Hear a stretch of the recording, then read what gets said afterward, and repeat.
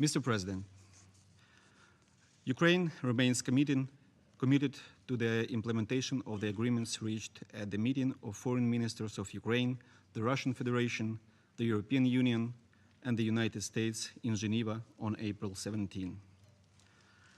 Free and fair presidential elections on May 25 remain a top priority of the government of Ukraine.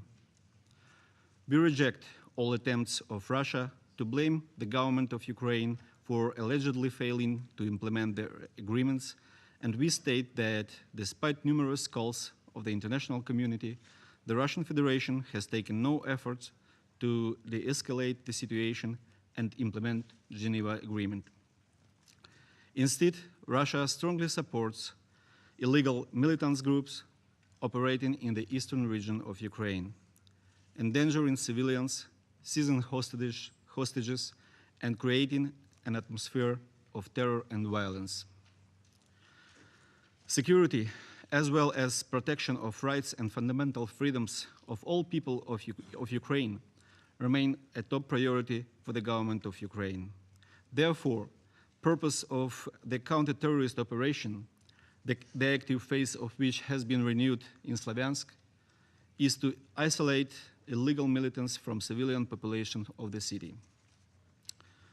The commandment of the counter-terrorist operation has required from the heavily armed illegal militants to immediately free all hostages, including OSCE monitors, to release all captured administrative buildings, and to stop violence and massacres.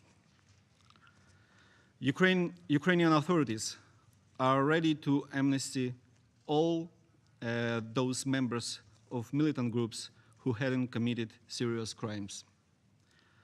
Inclusive political dialogue with peaceful protesters remains a top priority for Ukrainian government. We officially state that no tanks or missiles are used against civilians. The Russian statements about participation of non-governmental armed groups in the counter-terrorist operation is not true. Absolutely cynical and false are Russian statements of English-speaking foreigners' involvement. We officially claim that the only foreign military in eastern Ukraine are Russian saboteurs and mercenaries. Mr. President, the Ukrainian side, as well as the Russian embassy in Kyiv, wasn't duly informed on today's arrival to Ukraine of the so-called representative of the Russian president, Valery Lukin, whose mission is, as he says, to contribute to the liberation of the hostages taken in the eastern Ukraine. Despite the circumstances of Valery Lukin's arrival and taking into account the highest priority for Ukrainian government to make illegal militants to release all hostages, we are ready to discuss with Mr. Lukin, as well as with other interested mediators, their practical contribution in order to resolve this problem. Mr. President, let me remind you that due to the particularly dangerous situation in Slavyansk, in accordance with the law of 2003 on combating terrorism, the National Security and Defense Council of Ukraine has adopted a decision to launch a large-scale counter-terrorism operation. Due to increasing threats to civilian population, this morning, the active phase of counter-terrorism operation has been renewed in the area of Slavyansk and Kramatorsk cities, where the units of Ministry of Internal Affairs, National Guard, and Border Service of Ukraine were engaged. The counter-terrorist operation is implemented exclusively by the law enforcement agencies of Ukraine. At the moment, 9 terrorist checkpoints have been taken under control by Ukrainian law enforcement agencies in the Slavyansk city. The illegal militants, many of whom are foreign mercenaries, are using heavy firearms against Ukrainian special forces. They have shot down 2 Ukrainian helicopters with RPGs, man-pad guided missiles, and anti-aircraft guns. 2 officers have been killed, 7 wounded. The terrorists don't hesitate to use local peaceful population as life shield. Firing from the residential buildings, this brutal tactics is used widely in Slavyansk by terrorists, who are very well aware about the appropriate government instructions to its law enforcement agencies not to open answering fire towards residential buildings.